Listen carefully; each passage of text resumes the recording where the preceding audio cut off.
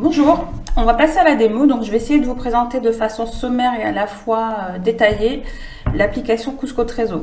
Donc, c'est une application d'aide à la simulation, à la gestion de trésorerie qui a été complètement développée sous l'offre IBM Planning Analytics. Et la partie que l'on va voir, c'est l'aspect full web. Donc, il faut savoir que l'outil dispose également d'un add-in Excel. Donc, il faut savoir que toutes les données que l'on va vous présenter seront accessibles sur Excel. Mais là, nous allons faire un focus sur l'aspect web. Ici, c'est l'écran, on va dire, de restitution finale. Donc là, ça permet au trésorier d'avoir en premier aperçu un comparatif des dernières données mises à jour versus la dernière version de travail. Là, par exemple, ça me compare automatiquement ma V1 avec ma version 52.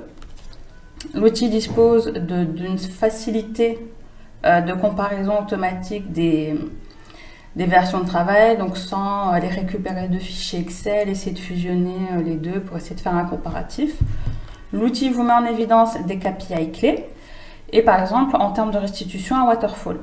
L'ensemble des données sont accessibles pour tous les niveaux de la hiérarchie de la société. Donc nous, dans notre exemple, on est dans une société avec une holding et 3 entités et automatiquement, toutes les consolidations se font en temps réel.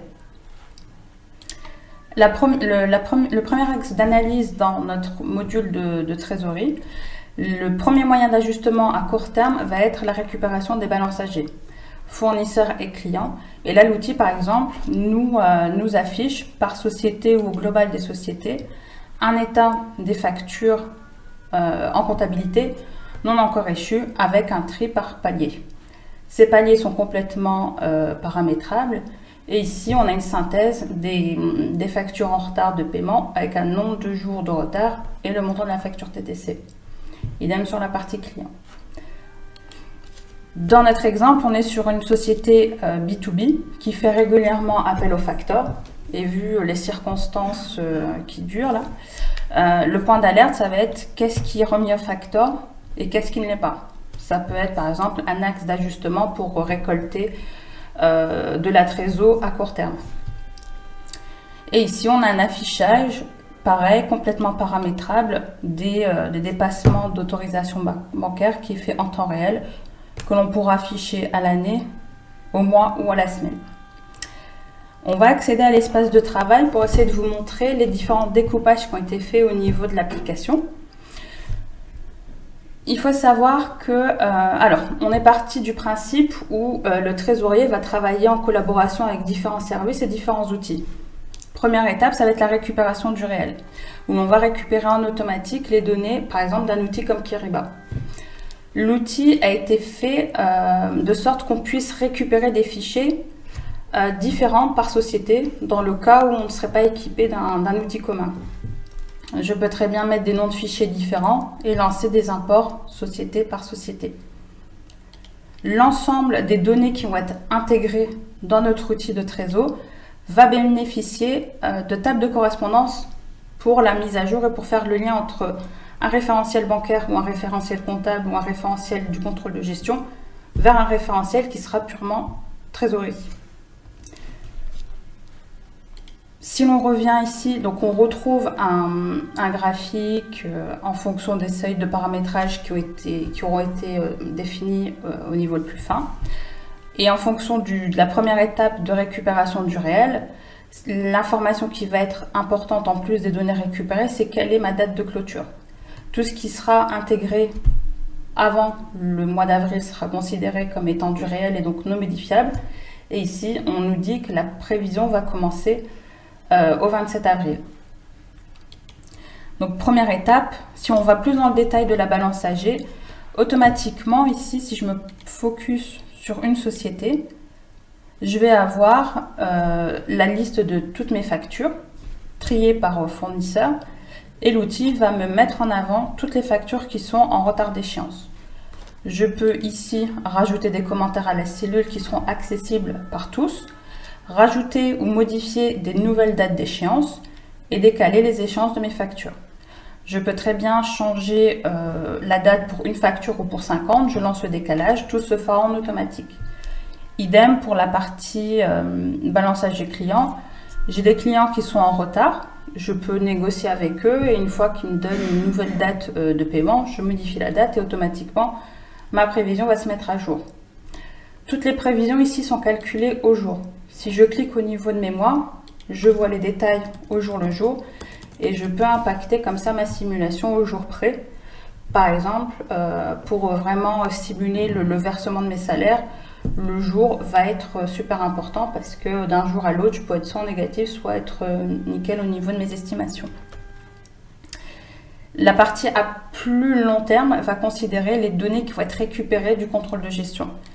Donc au niveau du contrôle de gestion, le challenge, ça va être de réconcilier une vision qui est plutôt, on va dire, de gestion comptable, c'est-à-dire que je constate une charge au mois le mois. Par contre, moi, en tant que trésorier, je vais devoir simuler un paiement, par exemple, trimestriel ou un paiement trimestriel avec un décalage d'un mois, avec un paiement le 7, le 15, le 27. Par exemple, aussi des paiements qui sont à l'année, une redevance ou autre, et même des paiements qui sont à la semaine, notamment pour des frais, par exemple, d'intérim, où on est habitué à payer à la semaine les factures. Donc tout ça est complètement paramétrable. Et on peut comme ça, si je viens ici au niveau de la vision finale, je vais constater que mes charges se décaissent bien trimestre par trimestre et vraiment au niveau du jour que l'on a, qu'on a voulu impacter. Là par exemple, c'est un paiement le premier du mois et un paiement trimestriel. Là, on va passer sur la partie prévision d'encaissement. Donc la source de l'encaissement d'une société, ça va être le chiffre d'affaires. Au niveau du chiffre d'affaires, je vais pouvoir ici, dans un premier temps, récupérer la dernière estimation du contrôle de gestion. Donc ça peut être un forecast, un rolling forecast ou le dernier budget constaté, avec la possibilité de vraiment modifier toutes les informations. Si moi j'ai plus d'informations de mon côté, je peux affecter des décotes à la dernière version de travail du contrôle de gestion. Je peux ajuster mes taux de TVA et je peux ajuster les montants. Ensuite, autre axe d'analyse qui peut être facilement modifiable, c'est le recours au facteur. Je vais partir du principe où je suis une société qui ne fait jamais recours au facteur parce qu'elle n'a jamais eu de problème de trésorerie. Mais là, pour ma version, par exemple, de travail 51, celle que je veux continuer à alimenter, d'aller simuler le recours à un facteur à 100%. Et ainsi comparer ma version de travail qui ne fait pas recours au facteur avec une version de travail où je fais à 100% recours au facteur pour soit toute ma société, soit pour ma société et un client. À partir de là, j'aurai deux axes de prévision, du chiffre d'affaires qui va être soumis au facteur. Donc sur cette partie-là, on va venir simuler un contrat de factoring. On pourrait très bien dire j'ai deux contrats sous le bras. J'en ai un qui est dédié à l'export, un pour la France. Et de dire je les répartis à 60-40 sur ces deux facteurs. Je peux avoir des facteurs avec des dates de dépôt des factures décalées dans la semaine. J'ai peut-être un facteur qui prend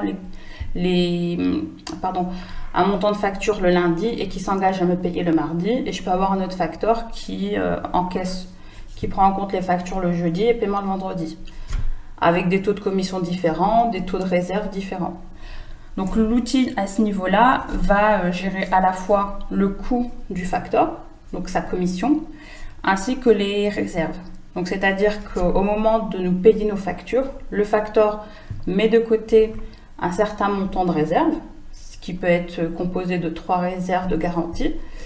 Et l'outil calcule également le reversement des réserves du facteur au moment de l'échéance de la facture du client. Sur la partie ici, chiffre d'affaires, on va simuler une répartition du chiffre d'affaires. Du contrôle de gestion, on va récupérer un chiffre d'affaires. L'idée, c'est de se projeter, de dire mon chiffre d'affaires, je le répartis déjà à la semaine jusqu'à aller le répartir à la journée. Donc ça va plus concerner par exemple du B2C, où on pourra jusqu'à aller simuler un magasin qui ouvrirait le dimanche et un autre non.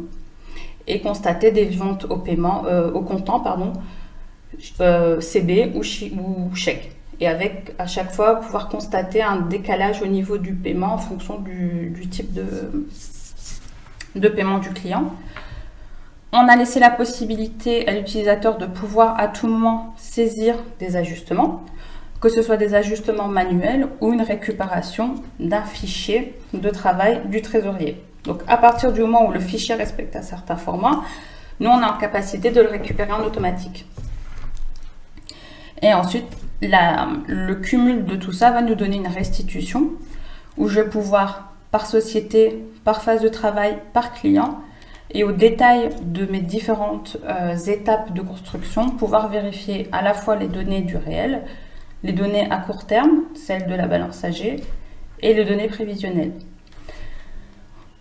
L'outil vous propose de switcher facilement d'une vision mensuelle ou hebdomadaire, avec toujours la possibilité de descendre au jour, et des comparatifs par exemple, où donc là si je compare avec ce que j'aurais dû faire sur Excel, ici je peux le modifier en automatique, sélectionner une autre version de travail, modifier la vision et automatiquement mes versions de travail se mettent à jour. L'outil dispose également par exemple de suivi des lancements de mise à jour. C'est-à-dire qu'à tout moment, on est capable de savoir qui a lancé quel process, pour quel périmètre et le statut de l'exécution de ce process.